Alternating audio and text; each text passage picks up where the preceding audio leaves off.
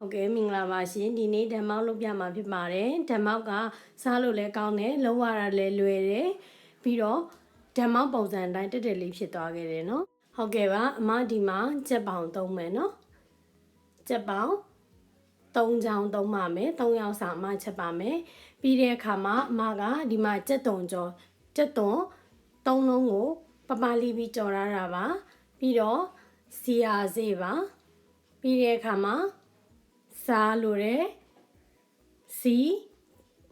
ပြီးတော့ဒီမှာချက်သားမုံရယ်ပြီးတော့ဒီမှာအမတို့ဒိန်ကျင်လိုရတယ်နော်ပြီးတော့အမတို့ဒီဟာကအုပ်စင်းတစ်ခုရှိရမယ်ပြီးတော့ဒီဟာကကရဝေးရွက်ပါပြီးတော့ဖာလာစေးပါနက်နက်ပွင့်မှာညင်းပွင့်မှာပြီးတော့ဒီဟာတေချဘိုးကောက်ပါเนาะအဲ့ဒါကိုအုပ်စုနှစ်ခုခွဲရမယ်เนาะတစ်ခုကအမတို့ဟင်းချက်မယ်တစ်ခုကထမင်းချက်မယ်အတွက်ပြီးတော့ဒီဟာတွေလိုအပ်တယ်ဒါကတော့အမတို့မဆလာဓမောက်မဆလာရဲ့ရောင်တင်မှုန့်ရယ်ပြီးတော့စနွေးမှုန့်ရယ်လိုအပ်တယ်เนาะခရမ်းညီသီးတစ်လုံးဘာဘာလီရရမယ်အမကဒိန်ညင်ထည့်တဲ့အတွက်ခရမ်းညီသီးကိုအနှဲငယ်ပဲအသုံးပြုပါတယ်ပြီးတော့ကြက်သွန်ပြင်းဒီဟာထောင်းထားတာပဲဖြစ်စေဒါကအမဆက်နဲ့ကြိတ်ထားလို့ဒီလိုဖြစ်နေတာပါပြီးတဲ့အခါမှာအမတို့ထောဘတ်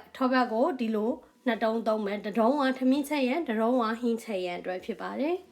ပြီးတဲ့အခါမှာဆန်ကိုတနားကြာစိန်နားရမယ်ဓမောက်ဆန်ဖြစ်ရမယ်နော်ဆန်ကတော့အိန္ဒိယဆန်ပေါ့နော်တနည်းအားဖြင့် basmati ဆန်လို့ခေါ်ပါတယ်ထိုင်းနိုင်ငံမှာနေတဲ့လူတွေကတော့ဒီဆန်ကို big C မှာဝယ်လို့ရပါတယ်ဟုတ်ကဲ့အမကဆန်ကိုဆန်ချိန်ခွက်ရဲ့2ခွက်အဲ့ဒါကိုရေစိန်နာပါတယ်ဟုတ်ကဲ့အရွက်တင်နေနဲ့ကတော့ဒီမှာအမကနနမင်းရဲ့ပူစီနန်းရဲ့နှမျိုးသုံးမယ်နော်ဒီဟာတွေကတော့မဖြစ်မနေလိုအပ်ပါတယ်အဲ့တော့ကြက်သားစနေကြမယ်ပထမဦးဆုံးအမကဒိန်ကျင်ဟုတ်ကဲ့ပါဒိန်ကျင်ကိုအမကဒီဇပွဲတင်စွန်းနဲ့3စွန်းထည့်ပါတယ်အရမ်းများသွားရင်ဒီကြက်သားအိုးကကတ်တက်ပါတယ်အဲ့တော့ဒိန်ကျင်ကအလဲလက်ပဲကောင်းပါတယ်နော်3စွန်းထည့်တယ်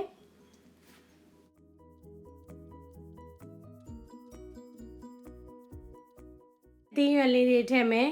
အဲ့တော့ပူစီနံလေးထည့်တယ်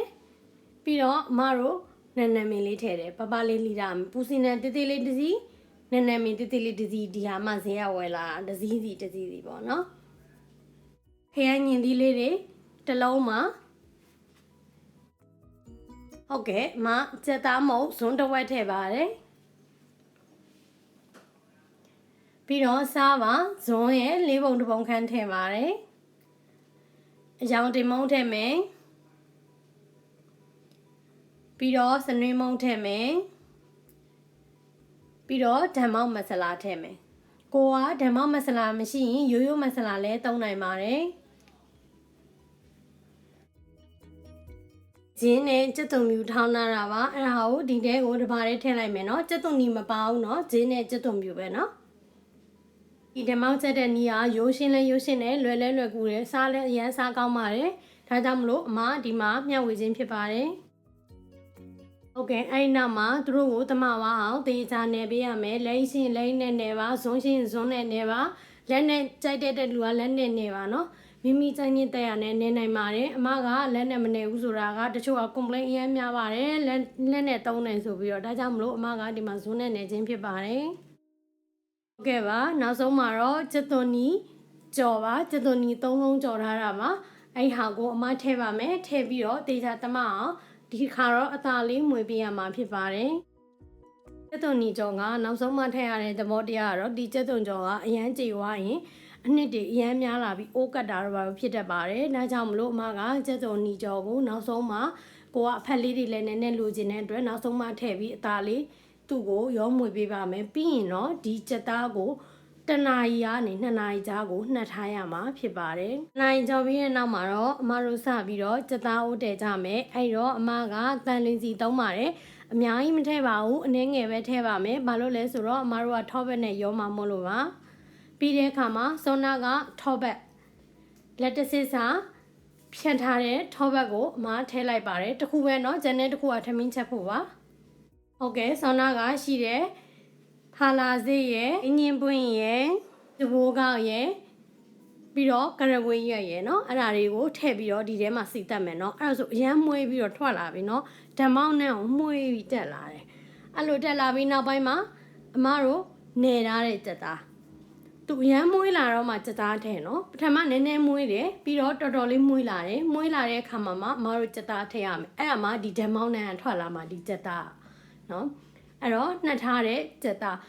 ကတနားရီအနည်းဆုံးနှက်ထားရမယ်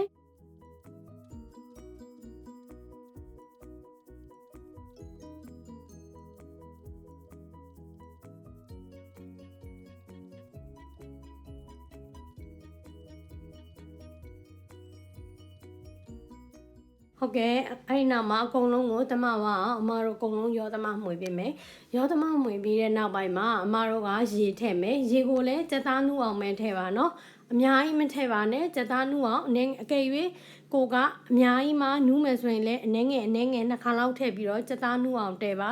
အရန်များရင်အိုကတ်တက်ပါတယ်ကိုကရေအများကြီးရှိတယ်ဆိုပြီးတော့ထားပြီးတော့ထွက်သွားရင်အိုကတ်တက်ပါတယ်ဘာလို့လဲဆိုတော့ဒီမှာဒိန်ညင်နဲ့ခရမ်းညင်ကြီးပါတဲ့အတွက်အိုးတူတက်ပါတယ်အဲ့ဒါကိုတော့အထူးသတိပြုစေချင်ပါတယ်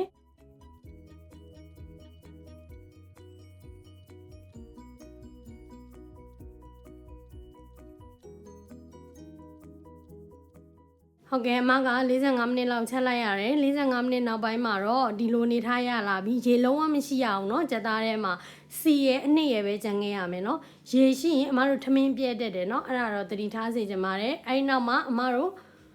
ထမင်းစားတဲကြမယ်ထောပတ်ထည့်မယ်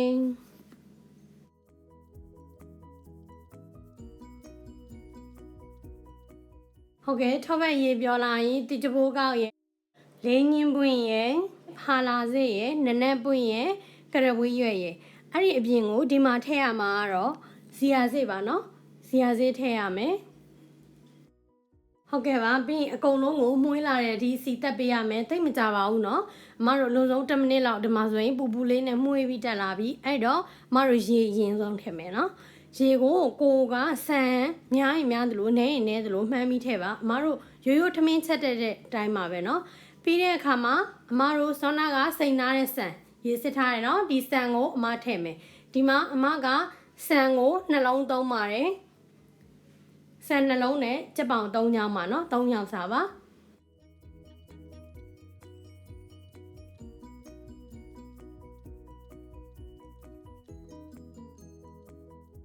ဟုတ်ကဲ့မိနစ်20လောက်ပဲချက်လိုက်ရတယ်ဒီလားဆန်ကလေရှည်ပြီးထွက်လာတယ်ဆန်က80ရာခိုင်နှုန်းကျက်ရမယ်เนาะလုံးဝ100ရာခိုင်နှုန်းမကျက်ရပါဘူး80ရာခိုင်နှုန်းကျက်ရမယ်အဲ့ဒီနောက်မှာဒီဆန်ကိုအမတို့စကားနဲ့စစ်ချမယ်เนาะအဲ့တော့ရေကထွက်သွားမယ်ကြံခဲ့တာကတော့စောနာကကိုရီထည့်ထားတဲ့နနက်ပွင့်တို့အုပ်စုတွေကြံခဲ့မယ်ဆန်နဲ့အတူကြံခဲ့မယ်เนาะ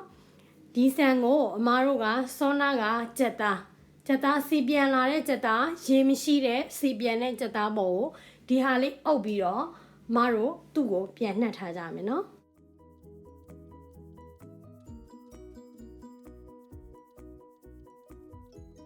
โอเคမိမိကကြိုက်နေတဲ့ရင်စပီတီးကြောင့်နဲ့တီယိုစိတ်ကိုဒီမှာထည့်နိုင်ပါတယ်အမကတော့ဒီမှာစပီတီးကြောင့်ပဲထည့်မယ်နော်တီယိုစိတ်မထည့်တော့ဘူးဘာလို့လဲဆိုတော့အမတီယိုစိတ်ကိုတိတ်မကြိုက်လို့ပါโอเคဒီနီးလေးကအမကဂီးလည်းမထည့်ရဘူးဒါကြောင့်မလို့ထောပတ်လေးပဲတုံးတဲ့အတွက်ကြောင့်မလို့ဒီဓမ္မောက်ကမအီဘူးအရင်စားကောင်းပါတယ်ဟုတ်ကဲ့အဲ့ဒီနောက်မှာအမတို့ဒီဆန်အောင်မျက်နှာပြင်လေးတွေလိုက်ညှိမယ်နော်ဒီလေးကအကုန်လုံးလိုက်လို့ရင်လွယ်မယ်လို့ယူဆတယ်ဒါကြောင့်မလို့အမမျှဝေပါတယ်မျက်ပြင်ညှိပြီးတဲ့အခါမှာမိမိကစပစ်တီးကြောင့်ရဲပြီးတော့အမတို့တီယိုစီရဲ့ကြိုက်ရင်ဒီအနေထားမှာထည့်ပါနော်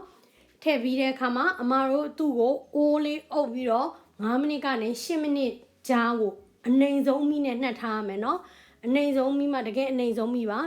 ဟုတ်ကဲ့မီးပြင်းရင်အိုးကပ်ပြီးတော့အိုးတူတတ်ပါတယ်အမှသတိထားပါ